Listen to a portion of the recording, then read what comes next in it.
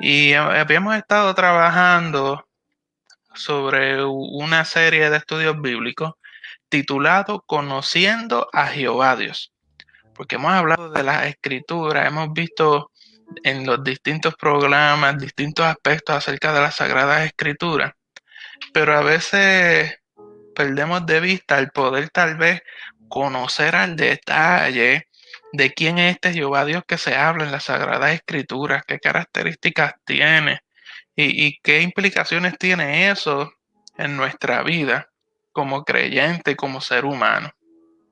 Y comenzamos en programas anteriores hablando de la Trinidad de este Jehová Dios, conociéndolo. Y vimos las distintas formas o líneas de pensamiento acerca de la existencia de Dios. Vimos también los nombres de Dios, vimos atributos de este Jehová Dios trino. Y vimos que dentro de ese Jehová Dios, uno de los atributos es la soberanía, amado hermano. Tenemos que entender que Jehová Dios es soberano y hace como Él tenga el deseo de hacer para alcanzar sus propósitos. Vimos el mandato de Dios y el programa pasado vimos a este Jehová Dios, el Padre, porque dijimos que en la Trinidad, Jehová Dios está compuesto por la Trinidad de Padre, Hijo y Espíritu Santo. Si desea poder entender el concepto de la Trinidad, le invitamos a que busque los programas anteriores para que en programas anteriores que trabajamos ese tema específicamente. Pero resumiendo, dijimos que Jehová Dios es trino, tiene el Dios Padre, el Dios Hijo y Jehová Dios Espíritu Santo. Y en el último programa trabajamos el tema de Jehová Dios el Padre. Y vimos a este Padre como la primera persona de la Trinidad. Vimos sus distintas formas de paternidad que podemos identificar dentro de este Jehová Dios Padre. Y hoy vamos a comenzar a trabajar el tema de Jehová Dios el Hijo. Jehová Dios el Hijo. Y hoy vamos a ver solamente unos aspectos y para el próximo programa continuamos con Jehová Dios Hijo, los próximos aspectos que son de mucha importancia para nosotros, porque este Jehová Dios Hijo es especial y tiene mucho que estudiar y poder entender acerca de él. Ahora, este Jehová Dios Hijo, tenemos que entender primeramente que es un Jehová Dios Hijo preexistente y encarnado. Jehová Dios Hijo preexistente y encarnado. Y eso es lo primero que vamos a ver en esta noche. Nosotros podemos ver cuando nos acercamos a la Sagrada Escritura que este Jehová Dios Hijo fue al mismo tiempo perfectamente humano y perfectamente divino. El Señor Jesucristo es semejante y a la misma vez distinto a los hijos de los hombres. Las Sagradas Escrituras son muy claras respecto a la semejanza de él con los humanos y lo presentan como un hombre que nació, que vivió, que sufrió y murió entre los hombres. Y si vamos rapidito a las Sagradas Escrituras, que es lo que nos dan soporte a todo lo que hablamos, y buscamos Juan capítulo 1 versículo 14, nos dice lo siguiente: y aquel verbo fue hecho carne y habitó entre nosotros, y vimos su gloria, gloria como el unigénito del Padre, lleno de gracia y de verdad. Vemos que este verbo fue hecho carne y habitó entre nosotros, los seres humanos. En primera de Timoteo, capítulo 3, versículo 16, se nos dice lo siguiente: indiscutiblemente grande es el misterio de la piedad. Dios fue manifestado en carne, o sea que vino humanamente a la tierra, justificado en el Espíritu, visto de los ángeles, predicado a los gentiles, creído en el mundo, recibido arriba en gloria. Y si visitamos el libro de Hebreos, capítulo 2, del verso 14 al 18, podemos ver el señalamiento de esta encarnación del Hijo Dios. Dice, así que por cuanto los hijos participaron de carne y sangre, él también participó de lo mismo. ¿Pero para qué participó? Para destruir por medio de la muerte al que tenía el imperio de la muerte. Esto es el diablo. Y librar a todos los que por el temor de la muerte estaban durante toda la vida sujetos a servidumbre. Porque ciertamente no socorrió a los ángeles, sino que socorrió a la descendencia de Abraham, por lo cual debía ser en todo semejante a sus hermanos. Fíjese, debía ser en todo semejante a sus hermanos, para venir a ser misericordioso y fiel sumo sacerdote, en lo que Dios se refiere para expiar los pecados del pueblo. Pues en cuanto él mismo padeció siendo tentado, es poderoso para socorrer a los que son tentados. Así que con estas tres citas bíblicas pues, podemos identificar en las Sagradas Escrituras de manera clara e indudable que este Jehová Dios, Hijo, encarnó aquí en la tierra. Ahora, de la misma manera que podemos ver esto, también podemos ver e identificar que la Sagrada Escritura nos enseña que Él es diferente a nosotros. Y no es que sea diferente solamente en el carácter impecable de su vida terrenal, de no cometer pecado, no solamente en su muerte vicaria y no solamente en su gloriosa resurrección y ascensión, sino que hay un hecho maravilloso, característico de este Hijo, y cuál es su preexistencia eterna. En cuanto a su humanidad, entienda esto, en cuanto a su humanidad, Él tuvo principio, pues fue concebido por el poder del Espíritu Santo y nació de una virgen. Tuvo principio respecto a la humanidad, porque fue concebido y nació de una virgen. Ahora, en cuanto a su divinidad, amado hermano, Él no tuvo principio. ¿Por qué? Porque ha existido desde la eternidad. Y vamos a las Sagradas Escrituras a ver qué nos dicen acerca de esto. Si visitamos Isaías, capítulo 9, versículo 6, nos dice algo interesante. Esa promesa y ese versículo bastante conocido. Porque un niño nos es nacido, hijo nos es dado, y el principado sobre su hombro, y se llamará su nombre admirable, consejero, Dios fuerte, Padre eterno, príncipe de paz. Ah, qué características más hermosas. Pero vayamos al principio de este versículo, que es lo que nos arroja luz en este tema de la persistencia e encarnación del Hijo. Dice, un niño nos es nacido, coma, hijo nos es dado.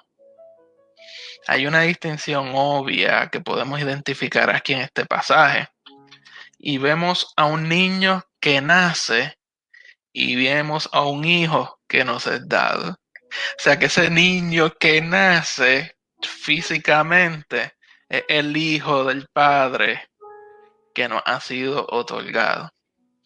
Así también podemos ver el libro de Gálatas capítulo 4, versículo 4, donde se nos declara lo siguiente. Gálatas capítulo 4, versículo 4. Pero cuando vino el cumplimiento del tiempo, Dios envió a su Hijo, nacido de mujer y nacido bajo la ley. O sea, que Él existía desde la eternidad. Y llegó el momento, el cumplimiento del tiempo que fue enviado. Así que Él existía desde la eternidad, llegó a ser en la plenitud del tiempo nacido, o sea, como descendencia, como hijo de mujer. Esto está declarando que Cristo fue preexistente.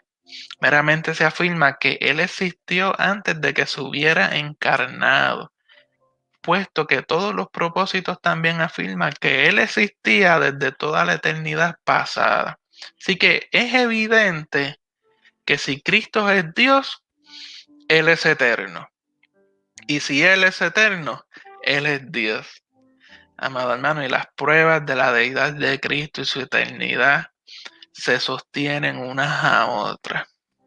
Podremos buscar pruebas de distintas maneras y todo va a apuntar ¿a qué?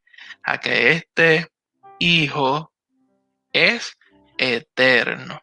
Dios bendiga a Pablo Lozada, Amparo Torres, Dios te bendiga mucho. Olga Villeda, qué bueno tenerte con nosotros. Javier está por ahí con nosotros, Dios te bendiga mucho. Pastor Isaac Rosario, gracias por estar con nosotros y permitirnos compartir este tiempo. Nuestro amado hermano Félix González, Dios te bendiga mucho. Gracias por estar siempre conectado con nosotros. Si nosotros vemos entonces en Filipenses capítulo 2, versículo 6, vemos también este hecho de la encarnación.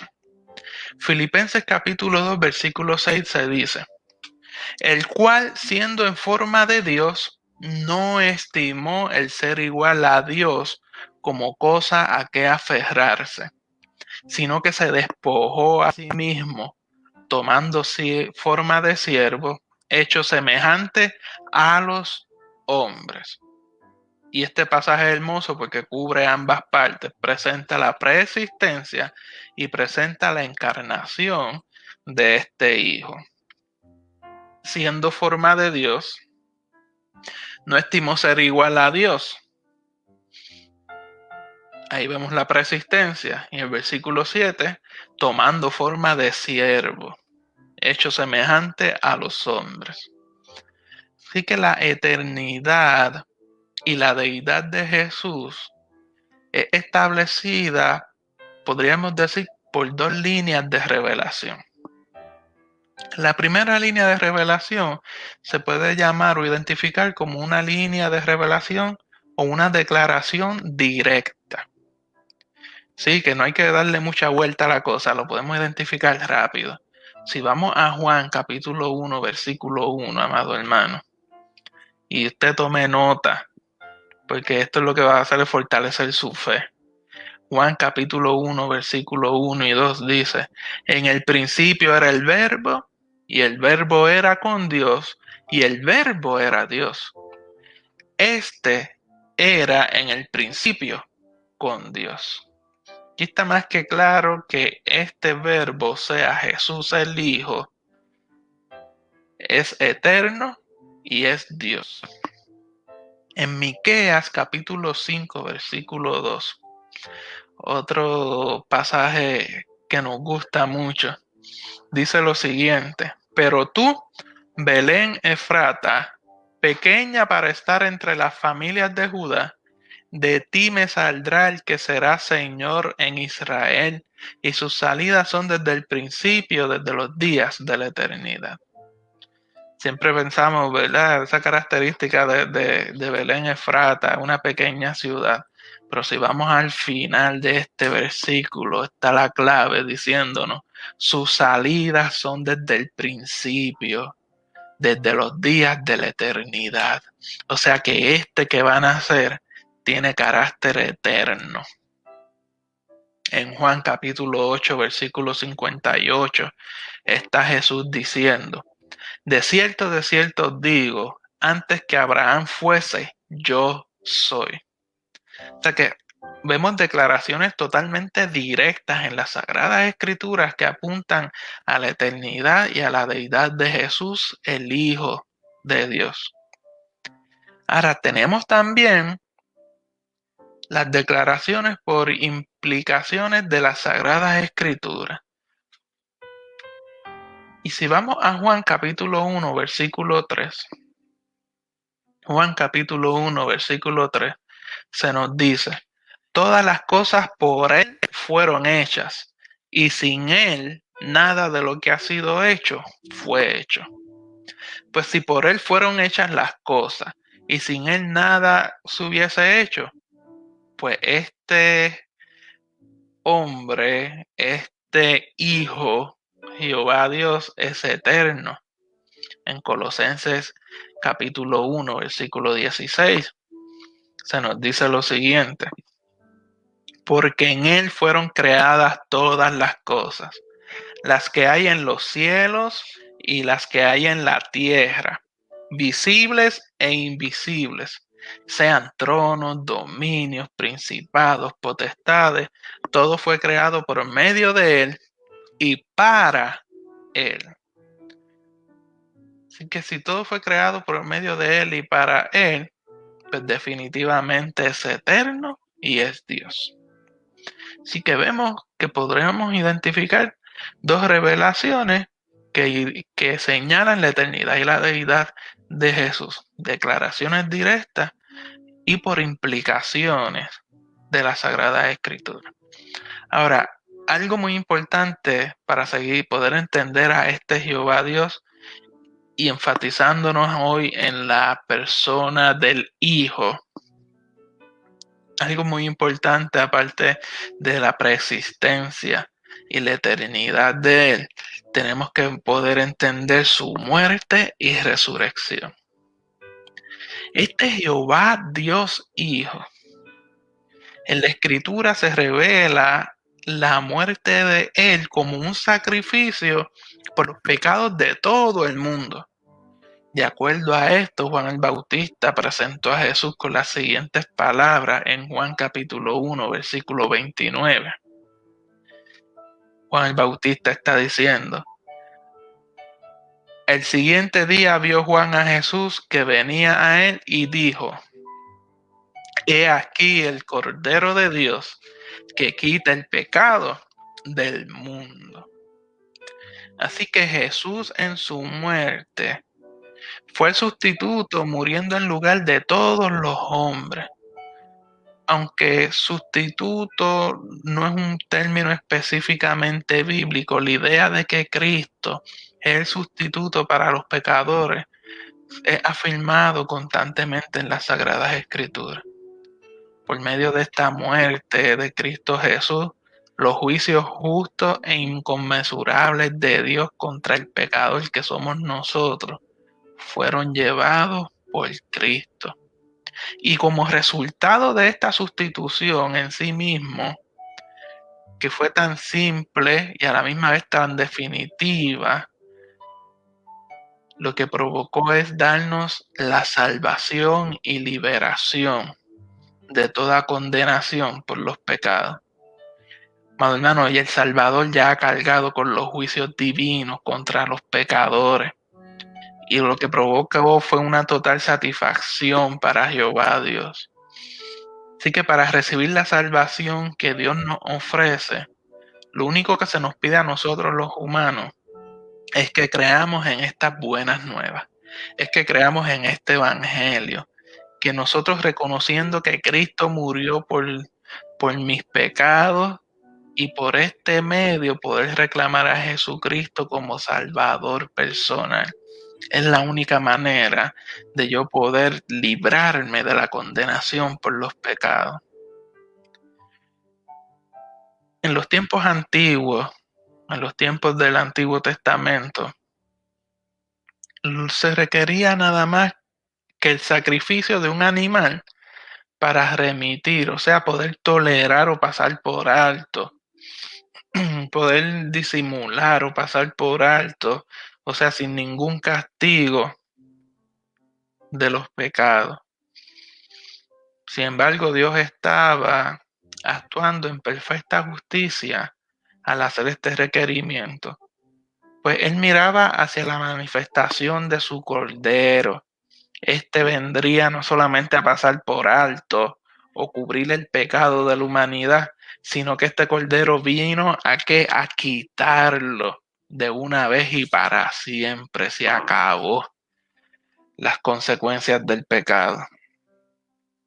Ahora, esta muerte de Jehová Dios Hijo Y metámonos eso en la cabeza. Quien vino y murió en la cruz del Calvario fue Jehová Dios Hijo. Jehová Dios mismo, en la persona del Hijo, fue quien vino y murió en la cruz del Calvario. Nosotros tenemos que considerar el valor total de la muerte de Cristo. Y entre esto podemos identificar algunos hechos importantes e implicaciones que tienen para nosotros. Lo primero es que esta muerte de Cristo lo que nos hace es que nos da seguridad del amor de Jehová Dios hacia el pecador. En Juan 3:16, ¿qué dice, amado hermano? Juan 3:16 nos dice, porque de tal manera amó Dios al mundo, que ha dado a su Hijo unigénito para que todo aquel que en él cree no se pierda, mas tenga vida eterna. Es una demostración de amor al pecador. En Romanos capítulo 5, versículo 8, dice, mas Dios muestra su amor para con nosotros, en que siendo aún pecadores, Cristo murió por nosotros. Es una manifestación de amor el que Jehová Dios Hijo se haya encarnado y haya muerto por nosotros. En adición a esto, hay una acción que refleja o un requerimiento moral que se proyecta a través de esta verdad tocante el amor divino. Y es que la vida de los redimidos, no nos podemos olvidar que entonces la vida de nosotros los redimidos debe ser dirigida. ¿Por quién? Por Cristo Jesús. Ya yo no soy esclavo de mis deseos, sino que voy dirigido por lo que Cristo Jesús ha hecho y quiere con cada uno de nosotros, amado hermano. Si vamos a 2 de Corintios capítulo 5, versículo 15, nos dice, y por todos murió para que los que viven ya no vivan para sí, sino para aquel que murió y resucitó por ellos. O sea que ya yo no puedo vivir por lo que yo deseo, sino que voy a comenzar a vivir para aquel que murió y resucitó por mí.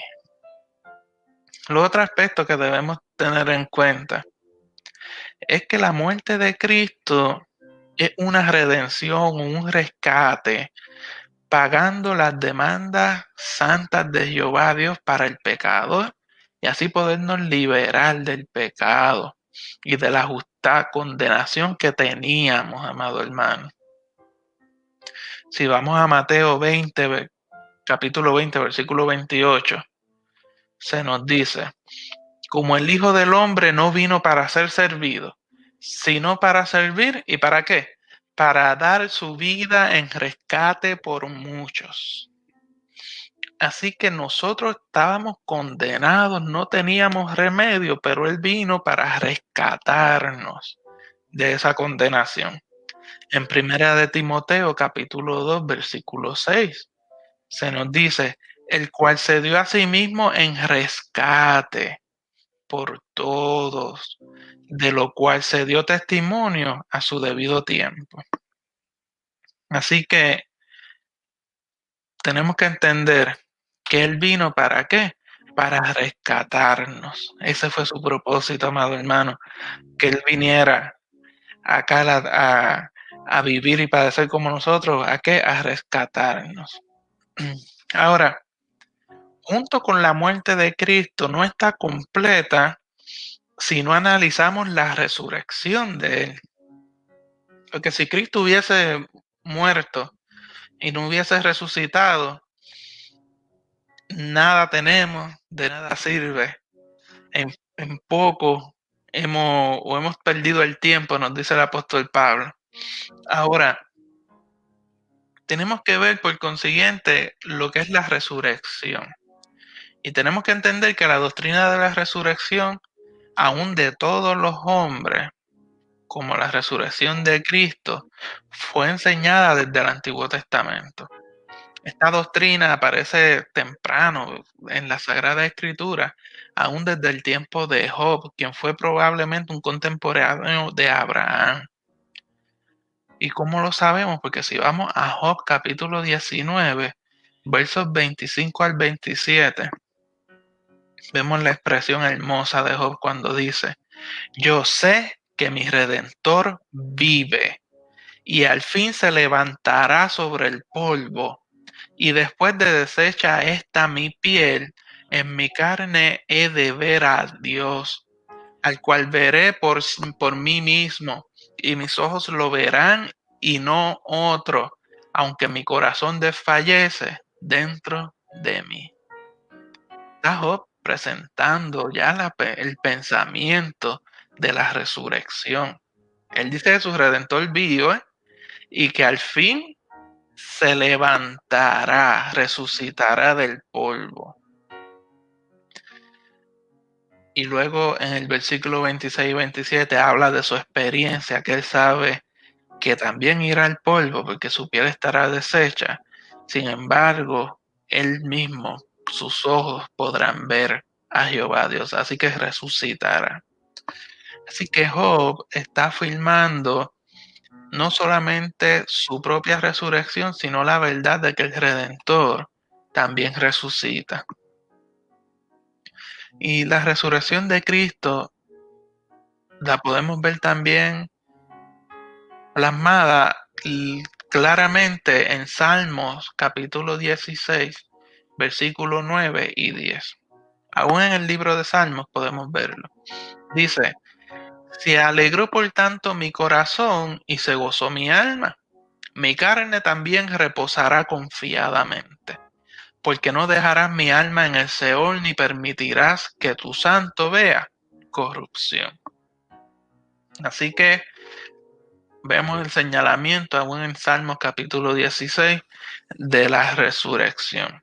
Aquí David no solamente afirma que él espera su resurrección personal, sino que también afirma que Jesucristo, a quien lo describe como el único santo, no vería la corrupción, o sea, que no estaría en la tumba el tiempo suficiente como para que su cuerpo se corrompiera.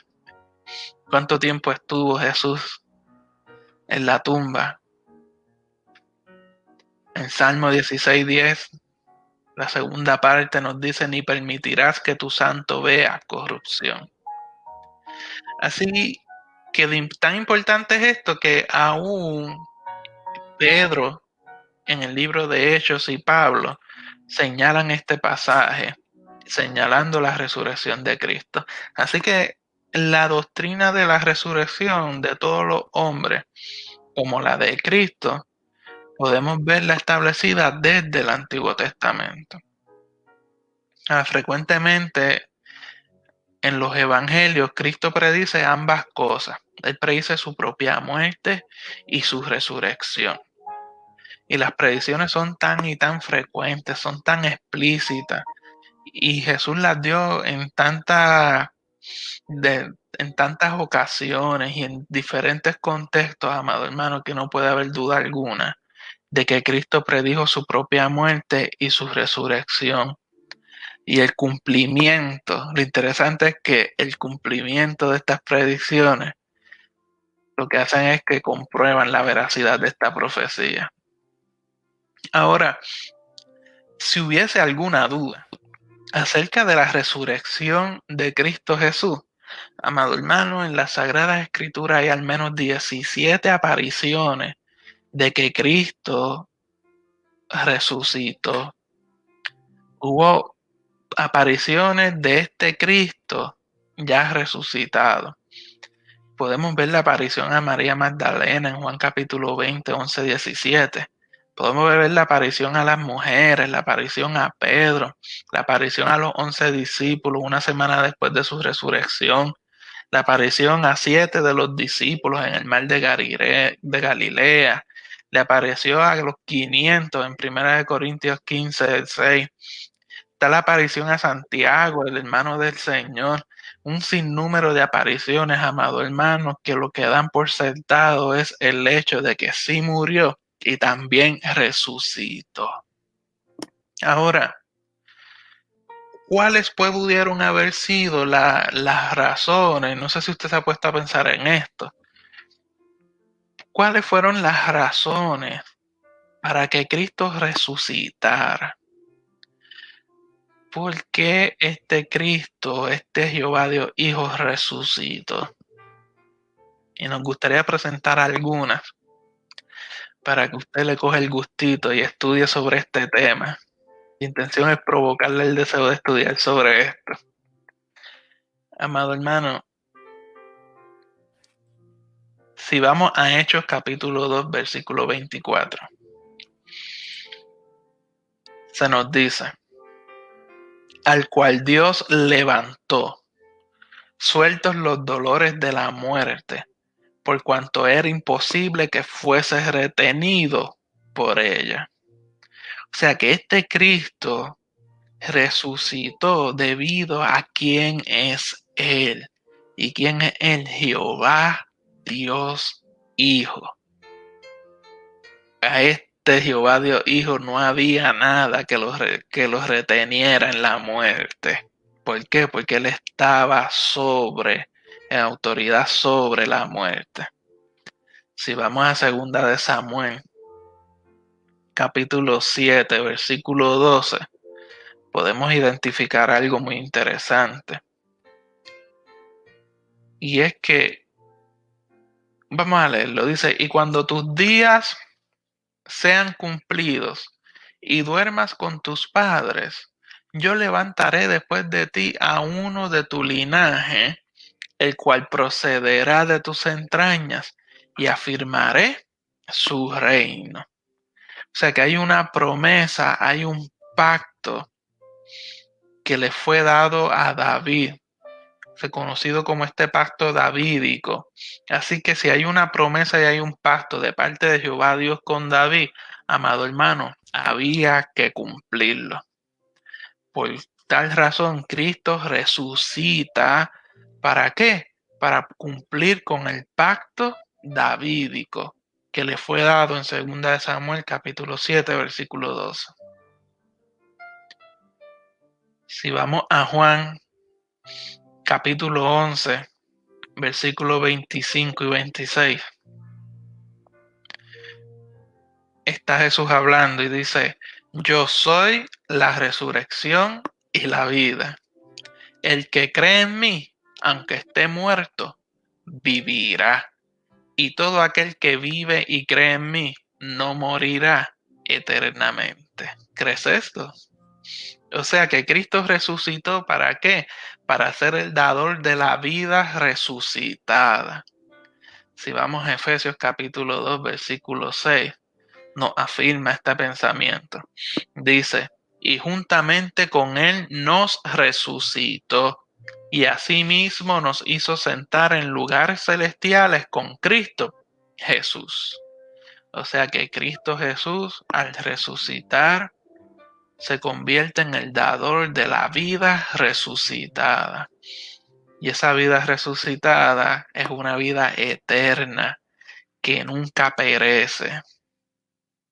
Si vamos entonces a Mateo, capítulo 28, versículo 18, vemos tal vez otro motivo, otra razón. Mateo 28, versículo 18 dice, y Jesús se acercó y les habló diciendo, toda potestad me es dada en el cielo y en la tierra. Así que Cristo Jesús, Jehová Dios el Hijo, resucitó de modo que Él sea la fuente del poder de la resurrección.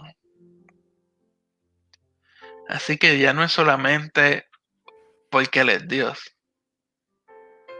Él resucita para cumplir los pactos y sus promesas.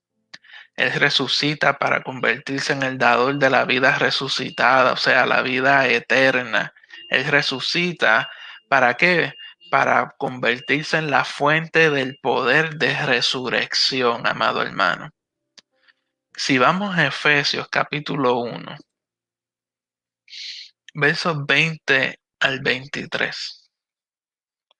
Se nos dice lo siguiente: la cual operó en Cristo, resucitándole de los muertos y sentándole a su diestra en los lugares celestiales, sobre todo principado y autoridad y poder y señorío, y sobre todo nombre que se nombra, no solo en este siglo, sino también en el venidero. Y sometió todas las cosas bajo sus pies, y lo dio por cabeza sobre todas las cosas. ¿A quién? A la iglesia, a usted y a mí, la cual es su cuerpo, la plenitud de aquel que todo lo llena en todo. Así que Cristo resucita para ser la cabeza sobre la iglesia. Y esto es algo muy interesante porque dentro de la cabeza es que se toman los comandos para que el cuerpo tenga movimiento. Dentro de la cabeza surgen las señales y el control del cuerpo. Así que Cristo resucita, ¿para qué? Para tener el control del movimiento y lo que ha de hacer la iglesia aquí en la tierra. Así que, amado hermano, nosotros como iglesia entonces debemos aprender, escucha esto, a someternos a la soberanía que ya vimos en programas anteriores de este Jehová Dios. Aún hay enfermedades humanas que provocan movimientos involuntarios en el cuerpo. Pero, amado hermano, eso es eso mismo, una enfermedad. Cuando el cuerpo se mueve sin la dirección de la cabeza, es un cuerpo enfermo. Si la iglesia se mueve sin la dirección de Cristo Jesús como cabeza, va a ser una iglesia enferma. Tenemos que aprender, amado hermano, que las señales para movimiento, la dirección para la iglesia solamente viene de Cristo Jesús, Señor nuestro. Así que Cristo Jesús resucita para hacer que la cabeza sobre la iglesia. Otro motivo tal vez que podríamos identificar muy claro es cuando vamos a Romanos capítulo 4, versículo 25. Se nos dice, Romanos 4:25, el cual fue entregado por nuestras transgresiones y resucitado para nuestra justificación. Así que ¿para qué Cristo resucitó? Nos dice este verso. ¿Para qué? Para nuestra justificación, para que nuestra justificación pueda ser cumplida. ¿Y qué es la justificación? La justificación no es otra cosa que éramos condenados, pero al Cristo Jesús pagar por nuestros pecados, hemos sido justificados, hemos sido liberados de toda culpa sobre el pecado que había en nuestras vidas. Para que eso cumpliese y para que eso pudiese cumplirse, Cristo Jesús tuvo que resucitar.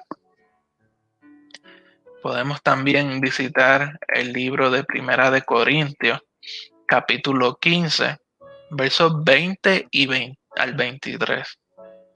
Primera de Corintios 15, 20 al 23. Y se nos dice, mas ahora Cristo ha resucitado de los muertos. Primicias de los que durmieron es hecho. Porque por cuanto la muerte entró por un hombre, también por un hombre la resurrección de los muertos. Porque así como en Adán todos mueren, también en Cristo todos serán vivificados, pero cada uno en su debido orden. Cristo, las primicias. Luego, los que son de Cristo, en su venida. Así que Cristo resucitó, ¿para qué?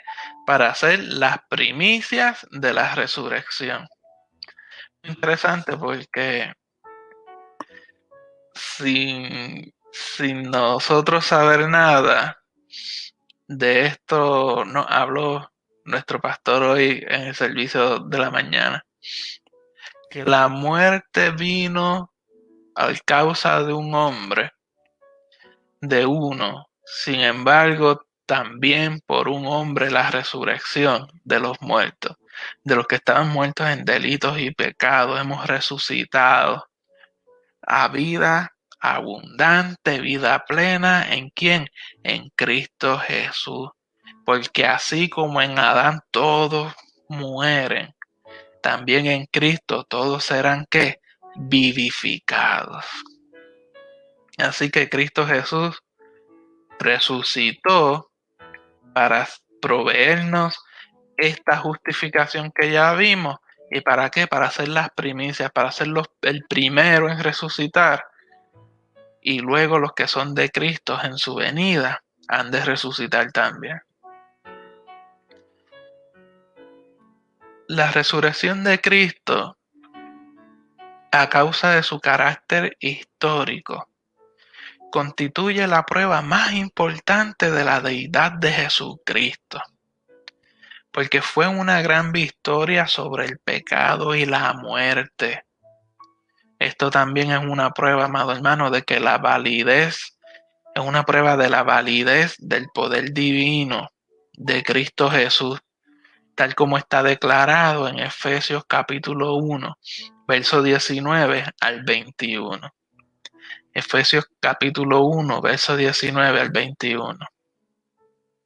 Nos dice lo siguiente: y cual la supereminente grandeza, mire qué palabras, supereminente grandeza de su poder para con nosotros los que creemos, según la operación del poder de su fuerza, la cual operó en Cristo, resucitándole de los muertos y sentándole a la diestra en los lugares celestiales, sobre todo principado y sobre toda autoridad y sobre todo poder y sobre todo señorío y sobre todo nombre que se nombra, no solo en este siglo, sino también en el venidero.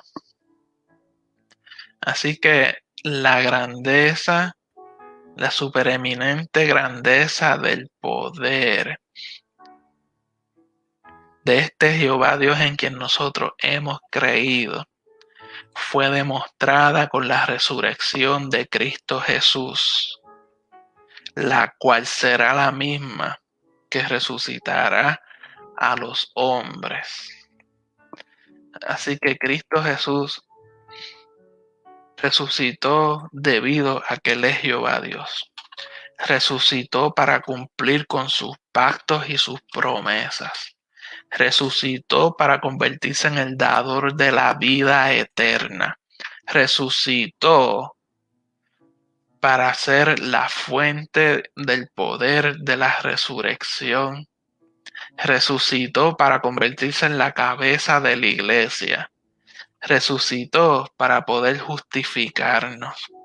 Resucitó para ser el primero de todos los que resucitaremos para vida eterna.